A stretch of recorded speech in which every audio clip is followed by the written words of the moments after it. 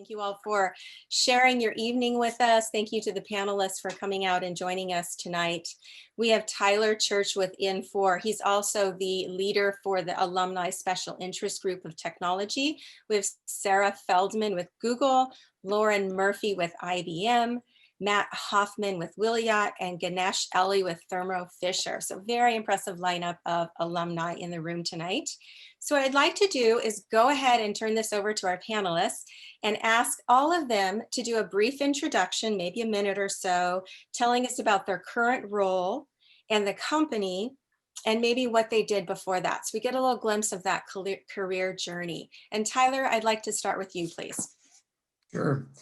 Well, thanks, Linda. Thanks, everybody, for joining us. Hope that we provide you some valuable insights. As Linda said, so I'm Flex Evening 17, graduate of Rady. I'm with Infor, been with Infor for about 3 years. I'm Regional Vice President of Channels, and I'm responsible for channel partner recruitment and enablement. Infor, as a company, we are about $3.5 billion in revenue. We've got about 17,000 employees. We're headquartered in New York. And we are also owned by, as of this year, we're owned by Koch Industries. We're a subsidiary of Koch Industries. So our software, we cater to mainly like manufacturing, distribution, supply chain. So those are sort of the industries where we play. And before Infor, I worked in startups. So I was at 2 startups, one spun out of Qualcomm, and the other one was in Solana Beach and acquired by SAP in mobile application, mobile data visualization. So that's a little bit about me. Look forward to talking with you all. Thank you, Tyler. Sarah? Oh, sure. Yeah, sure. Hi, everyone. I'm Sarah Feldman, MBA 2015. So I got my MBA as one of the younger people in my class, but had some background in software engineering before that. Right out of Rady, I went to go work for Tesla for a couple of years. So Tesla Motors with Elon and all that good stuff.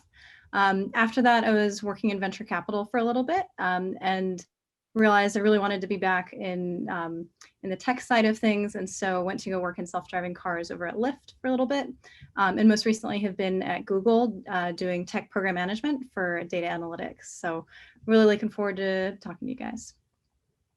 Thank you. Lauren. Good evening, everyone. I'm Lauren Murphy, and I graduated in the full-time class of 2019. I work for IBM, which is a multinational company headquartered in Armonk, New York, IT, software, consulting services. I actually had the opportunity to intern with IBM in the summer between my first and second year at Rady. So that was really nice to kind of get a feel for it before I accepted a full-time offer with them upon finishing the internship.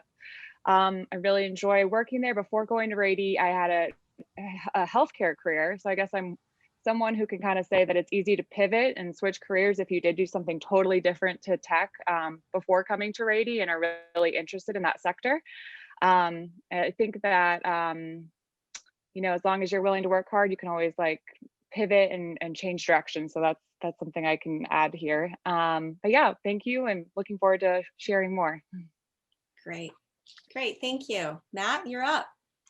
Hi guys, thank you for having me. Thank you for attending, everybody. I'm Mathieu Hoffmann. I joined Rady, or I finished Rady in 2017. I was part of Tyler's class, Flex Evening. A bit like Lauren, I pivoted during the program. I entered as an engineer, and I left being in the marketing and business role for the same company. So I was fortunate to have a bit of support for my during the transition. I come from a semiconductor background. So I designed electronic chips for a long time and then transitioned to a business role in the IoT space, the Internet of Things. At the previous company I was at, Semtech, I was working in the LoRa ecosystem, and so kind of the nascent development of that space. And I joined Wiliot about a year and a half ago in a business development role. And since then, recently transitioned into customer success. So I'm building that new organization to help our existing customers realize the value promised by our great technology. If I can keep going, 2 minutes about Wiliot. Get to plug it in. So Wiliot is a semiconductor and cloud company. It's a startup, about 3.5 years old. We're in B round. We raised around $75 million from company like AWS, PepsiCo, Verizon, and a bunch of other. We're developing a really cool tech. The best way to show it is to show you that. So this is the future of computing, if you wish. It's a 3-core computer. It doesn't have any battery. It powers itself by harvesting radio energy, and it transmits information over Bluetooth that we then analyze in the cloud to deliver all sorts of business insights to a very broad set of industries and customers. Nice to meet you all.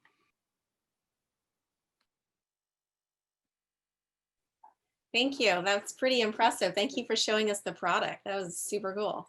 Ganesh, you're up. All right. Good evening, everyone. Thanks, David and Linda, for inviting me. My name is Ganesh Ellie. I work at Thermo Fisher Scientific, one of the finance leads in the Biosciences department. So for those of you who don't know, right, Thermo Fisher, biotech giant, we currently are in the news for doing all the raw material supplying for the vaccine development for COVID-19. We also are in the forefront doing all of the testing, right? So we do deals with Pfizer, Moderna, BioNTech that you've, I'm sure, have seen in the news recently. So prior to that role, I was in the company doing the global operations finance role. So I did what we call the business transformation, which is basically restructuring the entire company and parts of the business and rolling it into, you know, different parts of the business. Prior to that, I held a role at Northrop Grumman. I worked for the Navy, a top secret program for the Navy drones. So that was pretty cool. Prior to that at UCSD, not my MBA, so I don't have my MBA, but my undergraduate degree in econ, I had a startup and was able to build that and sell that throughout my undergrad career.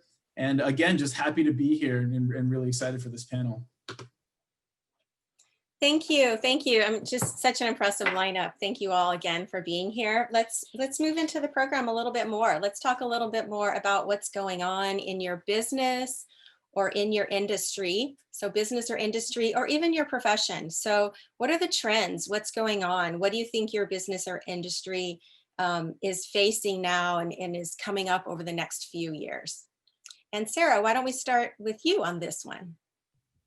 Sure. Yeah. So I'm working particularly in health tech or biotech, actually, as part of larger conglomerate. But yeah, I mean, there's a lot of trends right now going on, and I would say the pandemic has shifted a lot of the supply chain and how we manage that. So, you know, more recently, last couple of months, there's definitely been some changes with how things come in from China and that sort of thing. So we've been moving around things there and make sure that shipments are made in time. I mean, as far as big industry changes from an analytics side, there's certainly, you know, more and more data. And so finding the right cloud platform, I think, is kind of a constant challenge to make sure that you can actually crunch the data that you're accumulating. So that's something that I deal with a little more closely on a daily basis. And there's constantly changes from one platform to the next. So trend-wise, as far as, you know, health tech goes, I would say, because I'm dealing with health tech band devices, Fitbit, you know, there's all sorts of different health metrics that we're looking at, as well as analyzing with different LEDs. What can you actually see? Can you look at oxygen content in the blood? Can you look at like SpO2? Can you look at, you know, other things as well? So lots going on there. Definitely a lot of long range projects. So a lot of trends. Very cool. So Lauren, what about IBM? What's happening? What are we getting ready for? Thanks. Well, I can speak from the tech perspective as well as a sales perspective. So my role I'm a sales executive serving financial services clients at IBM. And I think just starting up in this post-pandemic or this current pandemic world is just changed how we have to interact with our clients. just getting more and more comfortable with obviously remote, communication and Zoom and WebEx and all that. I had to go through a 6-month training program before actually like getting onto my accounts and everything. And so I pretty much started April 1 trying to get to know my accounts, which made it a kind of a challenging year.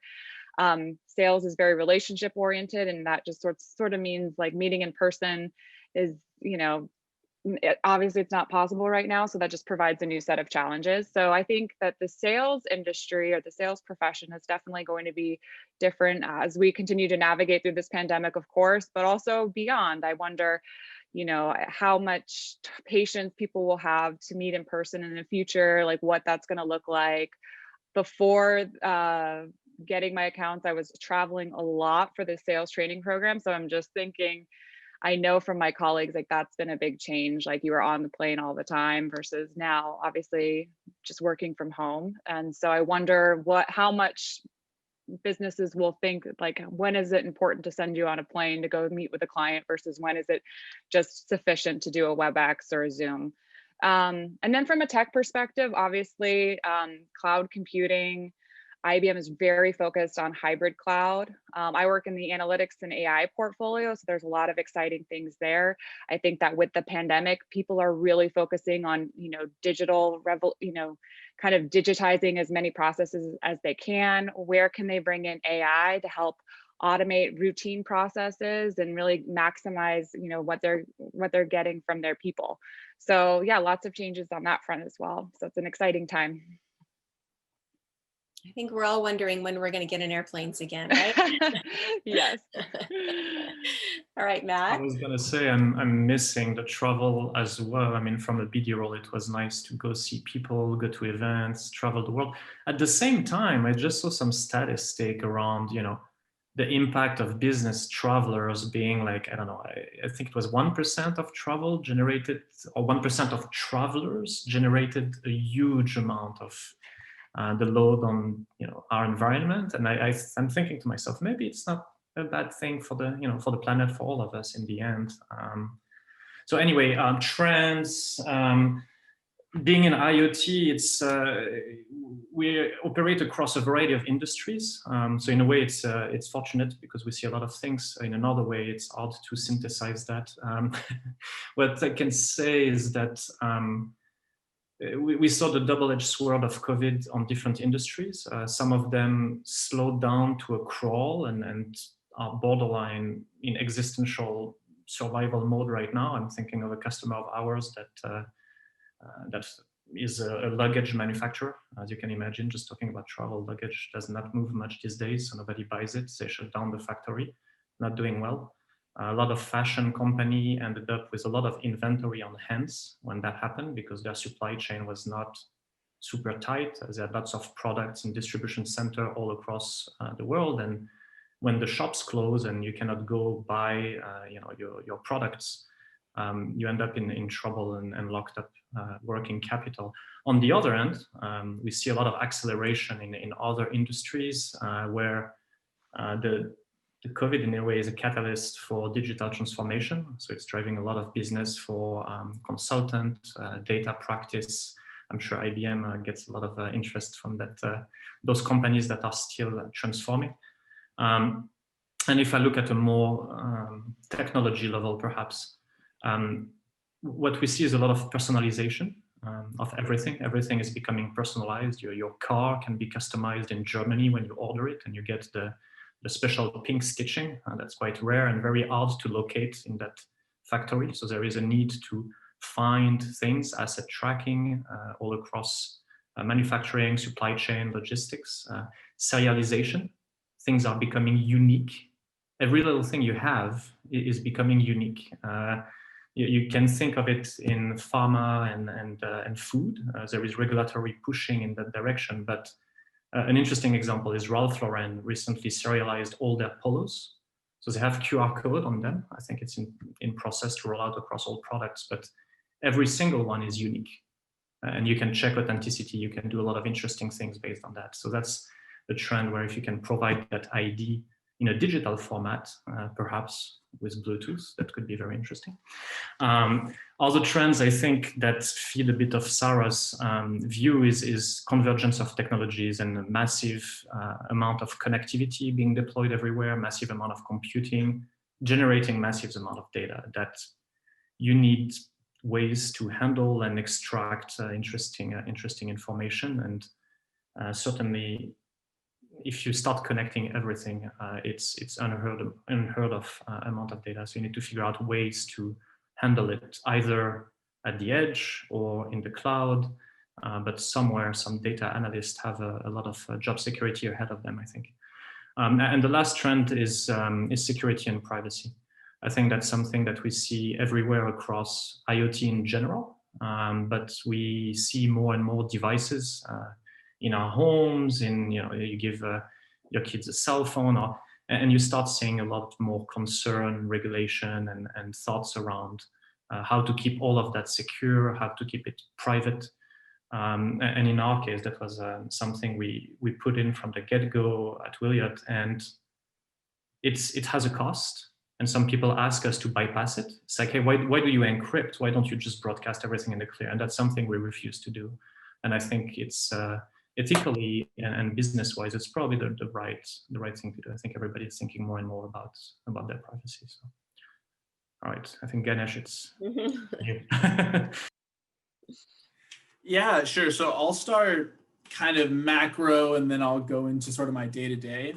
So obviously, right, the pandemic, it wasn't here, last year, and it's here today. And I think our, Thermo Fisher went from being, hey, we can supply everything in a lab, to, oh, we're doing the vaccine, we're doing all the testing, all the instrumentation, everything you could possibly need for research has now kind of fallen into our, realm of possibilities and what we can supply to our customers. So from like a day-to-day standpoint, the supply chain has been very hard to figure out, right? So we would literally go from we have some sort of COVID antibodies and things that we would have done research on, 10 years ago, because it did exist, going to a specific strain of COVID-19, having to build facilities from the ground up. So we basically had to start from, like a ground patch. I think a good example for us, we built a building in Vilnius, Lithuania. It was a mud patch, 6 months ago, and now it's a fully fledged biotech manufacturing site. And that's the changes that we're seeing, and it's the most, honestly, it's the most insane thing that I've ever witnessed even from a numbers perspective, analytics, right? It's blowing my mind, right? And then from a supply chain perspective, right, the demand is obviously skyrocketed. Will that last when a vaccine comes out? I do think so, because I truly believe now that this has happened in our, present world, the possibilities of this happening again are pretty high, right? We didn't really think this was going to be, as affecting to each and every single person, but now with the possibility that it's happening, the research will continue to be strong and the demand will still be there. So for us, supplying, our customers with the antibodies, the testing, and now, helping with the vaccine development, right? We're struggling to meet that demand, but it's been interesting to try to figure that out. So then from a day-to-day perspective, right? Obviously everything is remote, everything is online. I'm not going into the office, right? It's very different. But when we, you have to kind of step out of the, analyst or analytical shoes and look at the big picture, right? From a strategy perspective, you're no longer just doing your sort of day-to-day monthly business reviews and things like that. A lot of this is looking at macro trends, the industry, the market, what's going to happen in the future. How do we plan for 2021, with COVID? When is it going to start? Like, all these things are top of mind for us and top of concern. So, I think everything has changed in the biotech industry, to say the least, right? And I think vaccine development and these sort of infectious disease research has, come to the forefront. And, as it continues, first of all, I think it'll continue for the next 5 to 10 years until, we're able to develop a vaccine that's credible, right, in these short spans of time. And only time will tell how this vaccine, how effective it will be for the larger population. But it's a very interesting ride to see, what we've done and how we've responded to such a large global pandemic. I'll leave it.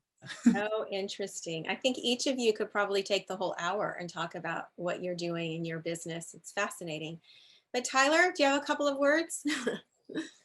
Sure. Yeah. What hasn't been said? Well, I actually Right? I identified a lot with Lauren.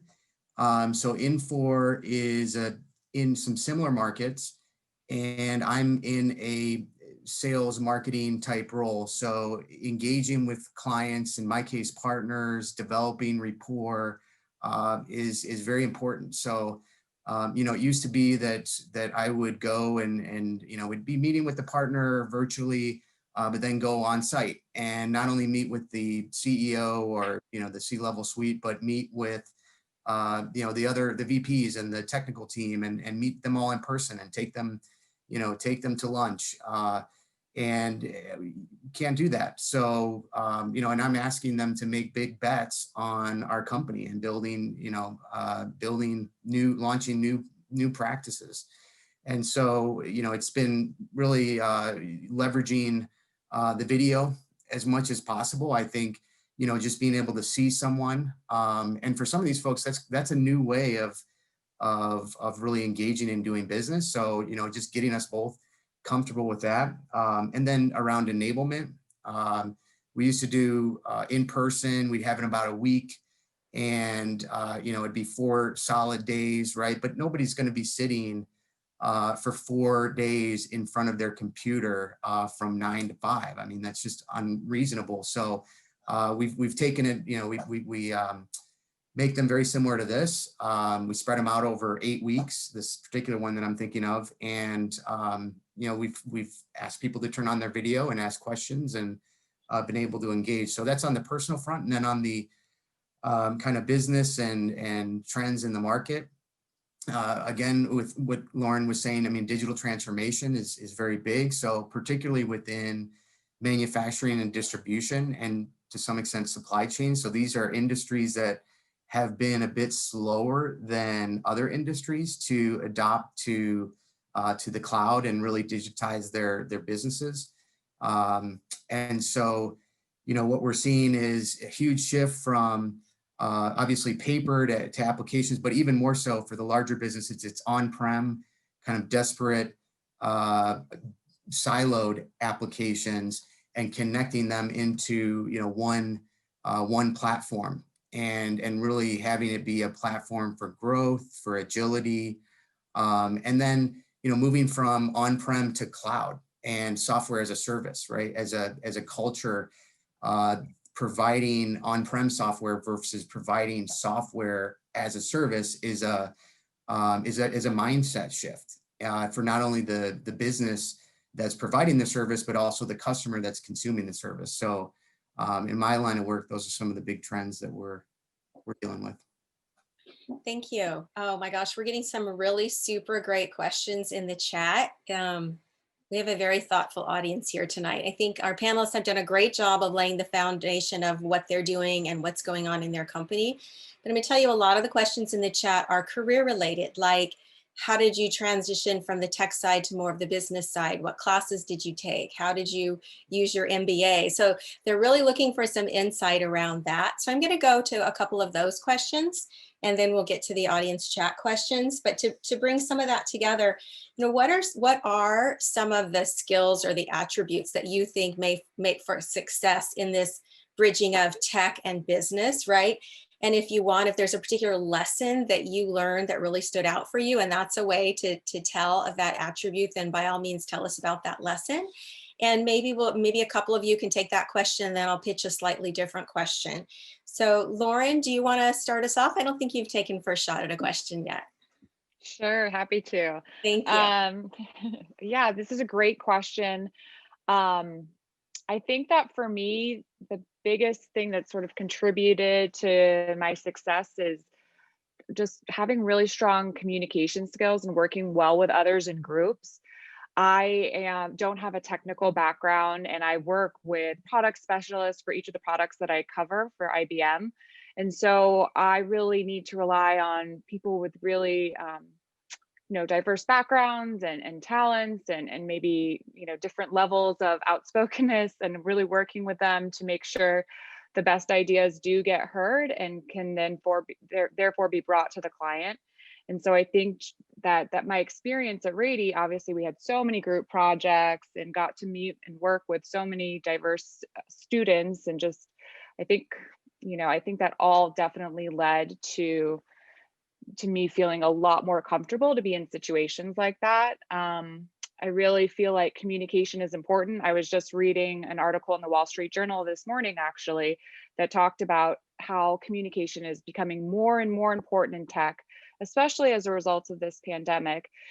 People who are working in tech in different roles have to be able to communicate with their customers on a new level. They also have to be able to communicate with different teams that they might not have normally had to. I think technology is just becoming more and more important within each business itself. So I think that, being able to communicate well, to write well, to present your ideas thoughtfully, and to make sure that you're, allowing space for others to be heard as well, really is an important skill set in today's world. Great, thank you. Matt, do you want to, it looks like you'd like to add something to that. Yeah. Yeah, I mean, I will say that definitely communication is super important. Being an engineer, it's probably one of the skills I focused some of my efforts on, because that was probably one of the area I needed to improve. And, knowing your kind of profile and where you're strong and where you have a bit of weaknesses, I think help in finding your new place. If you know that you want to go in a sales role, certainly you have to learn how to communicate. And so, to transition, having an idea of where you want to go is a good starting point, because I think different kind of jobs, the business world is broad, right? You can be in finance, you can be in marketing, you can be in operations, and all of those would have kind of a different skill set. So is there a specific area that interests you, or that may guide some of your decision on looking at the question on some of the classes you may want to take? Do you want to be more like a well-rounded exec? You have a plan and you want to be the CEO, or do you want to be focused on analytics and have a more horizontal capability? If you do finance, you can probably jump industries easier than if you go deep in operation in electronics, for instance, right? So those kind of thoughts may help guide you. I was fortunate in my transition to be able to do that in my job. So my recommendation would be, whatever, if you're doing part-time MBA, work with your employer. I think in many situations, you'd be surprised how willing they may be to listen to your desire. I think it's in their best interest, if you're a good employee, to help you transition and keep that human capital inside. The benefit may also be that you could keep your compensation, whereas if you start, if you're advanced engineer and you start at a lower level in another domain, you may have to accept going down a little bit. If you do that as part of your current job, that may be possible to keep some of that. Then succeeding in the business, one of the things that I keep facing sometimes is I'm trying to remind myself that not everybody has an MBA. It's easy to forget that when you talk with other sometimes execs that may be older, that may be more experienced, and you go straight into talking about, I don't know, balance sheet, or talking about customer journey, a framework of sorts that you learned at school, and you realize just looking at their eyes that they have no idea what you're talking about. And so staying humble, taking a step back, and listening for how people react to things is going to be valuable. Ganesh, what do you think? Yeah. I'm going to echo kind of what everybody just said, right? I think communication is number one, right? Like, although I work in finance and I love the balance sheet conversation, right? Like, again, yeah, not everybody knows what exactly you're talking about. If you're going straight into the numbers, you kind of, they have that look, they're like deer in the headlights, like, oh my God, like what are you talking about? So I think that's a big one too. And a lot of my job, day to day is talking to a lot of people. So in our organization, we're massive, right? So there's so many different hands in the pot, and so many people that can make decisions. So communication between all different parties is probably the biggest thing. And then being able, again, to go from a person who knows the numbers like the back of their hand to someone that can communicate to upper management, it's a hard skill to gain. I think that gains over experience, but something that, you know, all of you should really work on. I'm working on it myself as well, right? So you can't just open up a pivot table or a spreadsheet in front of a VP, right? It's a huge different game. It's a much different game when you're talking at that high level than when you're talking with, let's say, your peers. So I think communication, you know, again, huge in the business industry. A lot of the finance stuff you guys probably already know, or it can be taught to you, right?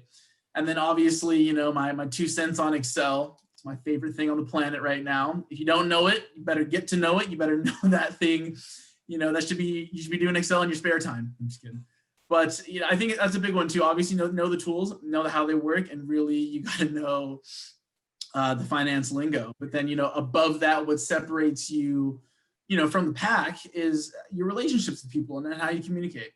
You know, you're on phone calls a lot more than you think. And someone said, yeah, and MySQL and Python, yeah, from the, the data analytics class. Absolutely, those things are very useful to use SQL queries all the time. But yeah, so you'd be surprised how many people you have to communicate with when you have an idea. So I'll echo that and I'll leave it at that for you, Tyler. Awesome, thanks. Yeah, well, I'll just keep pulling on the communication thread. So, you know, I think it's interesting because I think communication in the digital world has gotten a lot faster, right? It's not the big fish that eats the small fish. It's the fast fish that eats the slow fish. And when you are communicating fast and when you're communicating through digital means, right? Teams has a chat function, right? Or Slack is another one, or text, or just over the phone, right? And you're not, it's easy to not be mindful, right? It's easy to actually push people off and forget that you're dealing with another human being through the screen here. So I actually in my office here, and plus for me personally, so I've got 2 daughters. One is 7, and then another is 4, and they have not been able to go back to school yet. And additionally, my wife is an attorney, so she is doing court appearances while I'm working and while we're trying to take care of our girls and have them go to school. So so that adds another level of complexity around communication. So in my office here, I have a little communication kind of grid. And really, I think for me, it's about assertive communication. And what that means to me is, you know, I care about you. I care about me. I want this to be a win-win situation. And I think, you know, I really try to keep that in mind as I am engaging with people, even with all these things coming at me and through these different formats. And I think that that's, you know, I hope it served me well and saved me from, you know, turning people off when I want to really, you know, engage and work with them.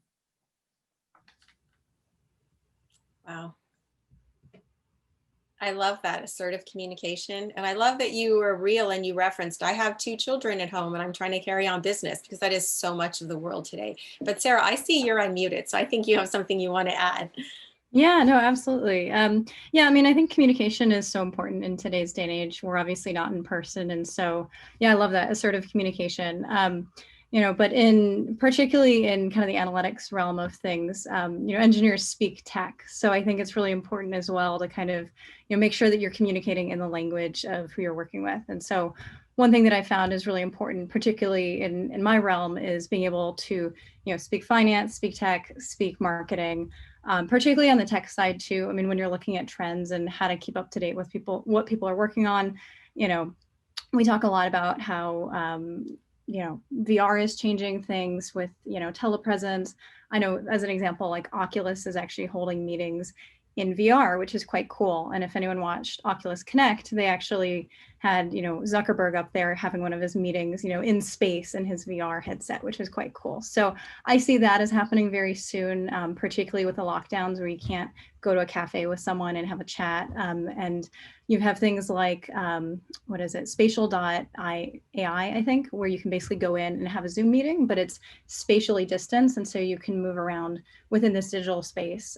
But yeah, staying up to date with those tech trends, super important for communicating with engineers and figuring out the best way to work with them as well. We use things like Slack, which I'm sure all of you guys do. And I mean, beyond that, helping to facilitate productivity through, assertive communication, whether that's Slack or, assigning Zoom meetings when things aren't getting done, and, depends on what you're working on. But and then skill-wise, in particular for engineering, we work a lot with SQL, Tableau.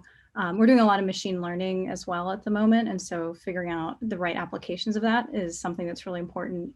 And, beyond that, which cloud platform, we're in Google Cloud Platform right now. We're moving out of, there's some things going on with Snowflake and Excel. So all sorts of skills and tech that you really want to pay attention to and sink your teeth into to be on top of tech. So. Thank you. I heard some new things there I want to check out. I don't know about the rest of you. You may already have heard of a lot of that, but I had not heard of space AI and a couple of those. At this point, I actually would like to take a couple of minutes and acknowledge David Willison, who is the president of not only the VC Club at Rady, but also the Tech Club at Rady, who did a great job of getting the word out to all of you so we could have such a well-populated Zoom meeting tonight. And I'd like to invite David to ask a couple questions of the panelists, sort of having that student voice from Rady. And I think, I know David had a couple prepared, but maybe he's decided on something different now that he's looked at the chat. David, I'm going to leave it to you to ask a couple questions, and then we'll close up the night trying to answer whatever we can still get to from the actual chat. Absolutely. Thank you so much. And I know I have a unique perspective here since I'm still a student. I don't have a job yet. So before we open up to some questions for all the people on this meeting, I had a challenging but good question I wanted to ask everybody. So we all know networking is not the same, right? So last year in the fall, when I was in MBA, I was looking for internships, and you meet people, you speak to them. If you're looking for technology, you network with people in technology. And I'm just curious, everyone here who's working in technology right now, if you could go back in time and you're at Rady getting your MBA, what would be some advice you would give to people who are literally doing all their networking online? I mean, we're taking calls all the time. My whole schedule is Zoom calls. Like Yom said, we're getting fatigued from this. What would maybe be some advice you guys would give? And it's a challenging question, but, I'm also trying to solve this. How would you guys try to utilize your Rady experience to really help yourself get a job or an internship, or maybe how you reach out to people? Maybe you're emailing them, maybe you're doing something different. We're working with our career teams who are awesome. But if I could just pose that question, put yourself in our shoes, like, what do you think a good piece of advice would be for people who are in their MBA right now? Everything's virtual. We're not meeting anyone because we want to stay healthy. How should we go about this? And there's no right or wrong answer here. It's just kind of maybe some advice on what you would do to try and get into a job. And I realize people like Matt, who have a job already crushing it and transferred into another role, might not apply as much. But I know people in the full-time MBA program, we're all trying to get a job and thinking the same thing. So, any advice? And I think that I would like to start off with Lauren, actually, because I know she crushed her internship at IBM and then got her job. So I'm just curious what you have to say about this. This is a great question. I definitely have a lot of empathy for you guys, as current students trying to navigate this world, and because it's challenging enough trying to network and find a job and do all the things. So if I were you guys, I would, obviously continue doing like events like this, like organizing, coming to events like this, engaging with people. I think just really tap into your own network. Like, who do you know? And, try, let them know you're a student looking for a job. What connections will they have? And I think what you said about, you're already on a lot of Zoom meetings, but as tiring as that is, like that's kind of what you have to do in this world right now.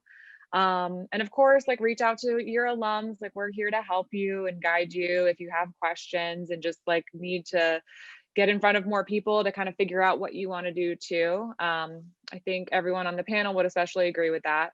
But I would also like to offer a little bit of advice to get away from your screen a little bit, just so you don't drive yourself crazy. My boss is really good about encouraging us to take breaks as much as we can because you're on the screen so much. So getting outside, and luckily we live in San Diego, and so it is beautiful most of the year. So try to get outside and just like give yourself that breathing room and give yourself some compassion, because finding a job when you're in your MBA program is challenging enough. So I can only imagine like the difficulty here.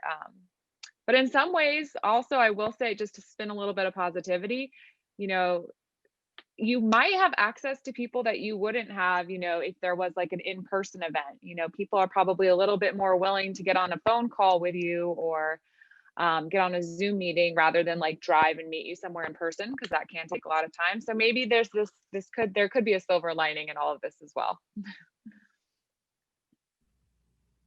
I totally agree with that. And one thing I want to say is, we should get Rady on this call because, we can get anybody on this with the Zoom, anyone, maybe Zuckerberg or something like that for the next one.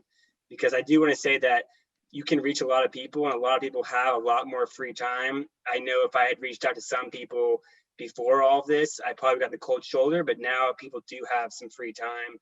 So you'd be surprised about how you can actually network in this virtual world. It's not the same. And you really also need to get used to like being on Zoom, positioning yourself, the right lighting. Like there's a lot of weird things of how you wouldn't have that first impression that you would have when you meet somebody. I know Lauren is in sales. I was also in sales before in Silicon Valley. And like, it's all about relationships. Business is all about relationships. So I would say the advice is like, try and really position yourself in your character on Zoom or virtual somehow. And also, don't overlook communication, like written communication, like Tyler was saying earlier, like through an email or even writing, because you're speaking to a person. And with that, I'd love to let Tyler speak a little bit about this as well. Sure. Well, again, I'm going to echo Lauren and say I feel for you all. I remember when I was getting my MBA and I was working full time, and then we had one daughter, and then we had our second daughter through the program.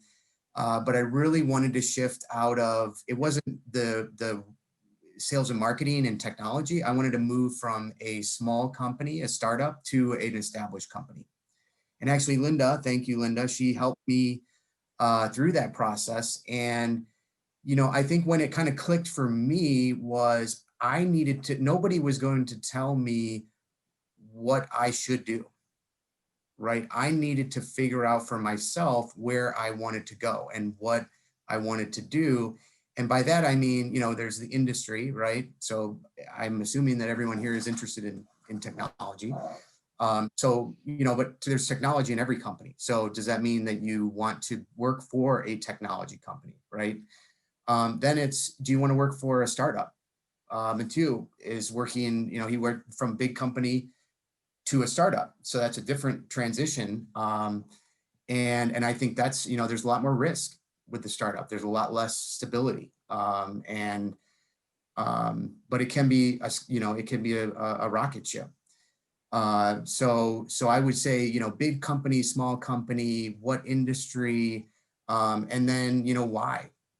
Right? Understand, why do you want to do that? What about it appeals to you? What about your experience lends itself to you being able to contribute value in that organization? So then it's a matter of, okay, now that I figured these out, what are the 5 companies where I would love to work? Right? So list them out. Like, where are they headquartered? What do they do? Do you know anybody that works there? And if you've done all that homework and kind of self-assessment, that's the benefit of, one of the great benefits of us all carrying the Rady flag, right? That's why one of the reasons I went to Rady was to build my network and have an excuse to reach out to people that were at interesting companies and doing interesting things. And I know that I've, from my experience at Rady or even my undergraduate, when people reach out to me and I know that they've really done a lot of thought about where they want to go, you know, and if it doesn't matter if there's a job opening, I'm going to have a conversation with them and hopefully give them a little bit of insight about, you know, to kind of help refine where they want to go. So that's been my experience. So hopefully that's valuable. Awesome, Todd. I will say one thing. So I worked at Oracle, which is a big company, and then I also worked at a startup in Silicon Valley, and there's a huge difference in the culture. So you definitely want to know what you're looking for, what type of tech you're into, and then startups are a grind because you really have to find customers, develop products. So it's a lot different. And speaking of startups, how about Sarah? Because she works at one right now. Thanks. Yeah, no, definitely a interesting place to work as far as that goes. But yeah, I mean, I would say as far as, you know, networking suggestions during the pandemic, you know, I don't actually think it's that different. I know a lot of people are going to disagree with me on this, but I actually think that the leads come in similar ways. It's just a matter of how the final discussion is had. So when I was getting my MBA and, you know, finishing in 2015 and I was doing my job hunting, you know, I went to the Bay Area trek, and actually we're really lucky to have one of the alumni on who got me that job. Thanks, Danny. But I mean, that basically came through because I went to a lot of networking events that were in person, but now those networking events are digital. And so, you know, figuring out where those networking events are being held is super important, especially in the Bay Area. That's even more accessible to people in San Diego now because you can just log on through Zoom. Meetup.com has a lot of robotics meetups. They have a lot of coding meetups. Google Developer Group has a lot of that. Machine learning for women. You know, figuring out what your angle is too is really important for that industry that you're going for. So kind of, Tyler, to your point about figure out what you want and like drive forward, that's, you know, that's key. So if you want to work in, you know, top trending company that does XYZ, figure out, you know, how do I get to know people who do XYZ and then learn from them and figure out how do you get that skill set to get to that next jump. So yeah, I would say things actually haven't changed that much. Certainly there's a bit of a grind. You know, I would say particularly in a Zoom world, making sure that you're not over communicating is really important too, because people do have a lot of overwhelmedness right now. Whether that's, you know, hey, can I talk to you on a Zoom call for 5 minutes versus maybe it would have been 15 before. Just having that personal connection through a digital means is super important. So back when I was graduating and even looking for my internship, I was over at Sony PlayStation doing their VR, which is one reason I'm passionate about that.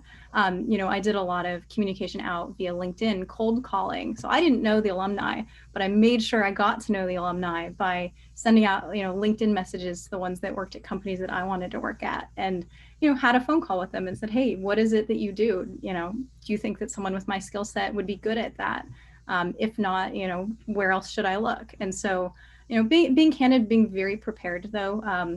I was one of the first people in my class, I think, to get an internship that year. And so, you know, that happened because I did a lot of research into which companies and knew what I wanted to do. So I would say, be prepared, don't over communicate, reach out to the people that you think can help you the most, be super respectful of their time because, you know, right now everyone is Zoom fatigued out, but also realizing too that people are a lot more accessible because they're bored at home. So they're probably more willing to go out on a limb because they miss going to conferences, they miss going to happy hours. So, you know, some, you know, current Rady student might be someone they're willing to take a chance on a little more now than before. So, but yeah, figure out where those meetups are that you can, you know, interact with people.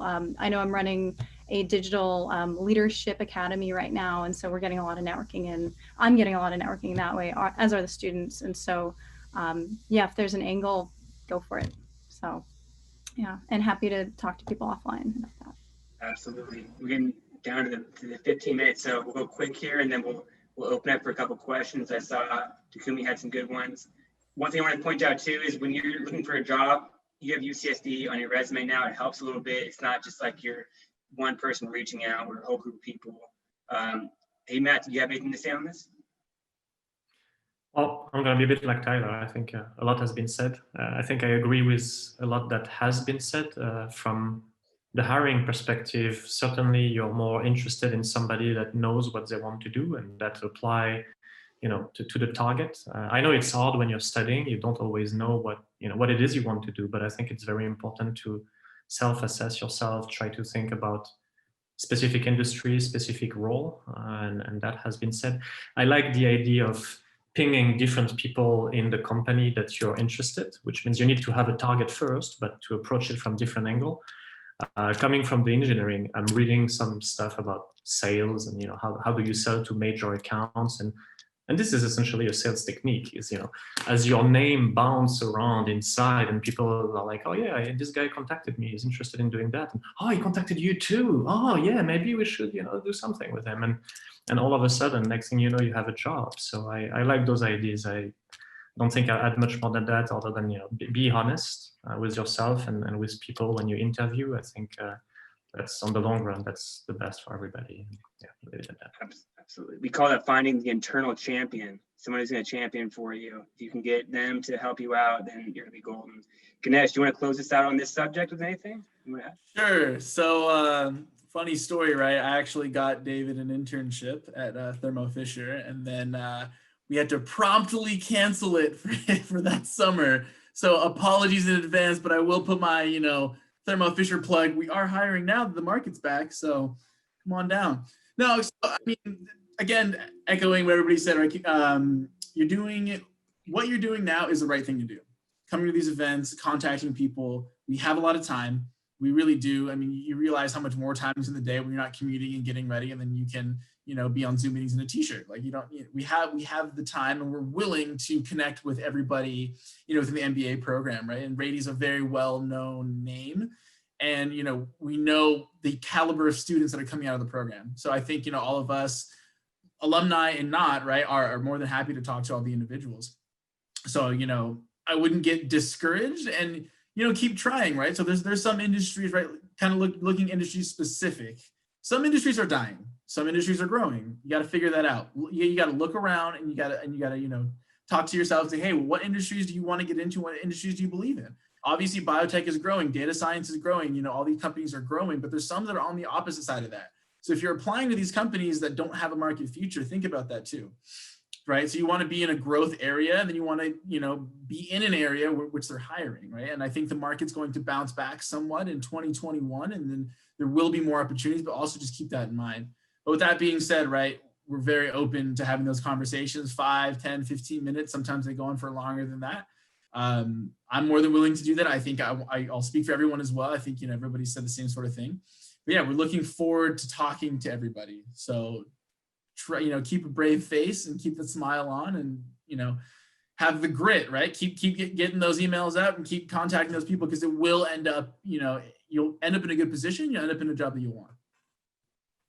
Great point. Every no is closer to a yes. And on that, we only have about 4 minutes left. There's a lot of questions in the chat, and I would love to just decipher which are the best, but is anyone here, strong enough to just open up right now and ask us some questions? We do that way because everyone's on Zoom.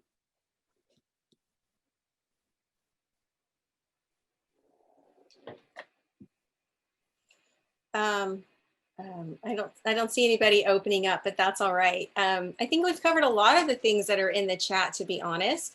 There was maybe just an overreaching question about leveraging the Rady MBA or the UCSD experience, Ganesh. If any of you had anything to offer that we haven't already said, some of the questions were around leadership skills. I think we've touched upon that, but just in general, and leveraging the Rady MBA to launch a career or to make a promotion happen in tech. Are there any closing comments that the panelists would like to offer? Thank you, Sarah. Yeah, I would say, definitely leverage the alumni network. We've all been through the MBA program. We know what it's like. We know all the different, milestones that are expected. We're here. We're happy to answer questions, whether that's email or Zoom, depending on, if it's busy season or not. Definitely reach out to us. If we don't know someone, we'll point you to someone. And that brings me to another point, which is, if you get to someone and they don't have all the answers to the questions that you had, ask them if there's someone else, for that next connection. Who's that next person who could help me? Because I think that was really key for me when I was doing my internship hunt and then job hunt, even now, where I'm, might be looking for something in the future. So yeah, always ask the questions. Thank you. Yes, Tyler, go ahead. Thank you. Oh, wait, here's a student question. Sorry, I have a quick question since we have a couple of minutes, if that's okay. Okay. Yeah, so my question is specifically for Lauren. So how do you transition from a non-tech industry into the tech industry? So how do you make yourself attractive to a potential employer? So I think it's important to leverage the experience that you currently have. So when I applied for the internship at IBM, I actually ended up, interviewing for a position with their healthcare and life sciences team. And so I had all of this experience working in healthcare, and that kind of helped me be interesting to them. Like I had skills and knowledge from that experience that I could bring to the table. And, then once I was in and I could learn and kind of, add value through my experience, then, other opportunities opened up, after doing a good job with the internship. But something like that might be helpful. Like, how can you pivot from the experience you currently have and leverage that in some way?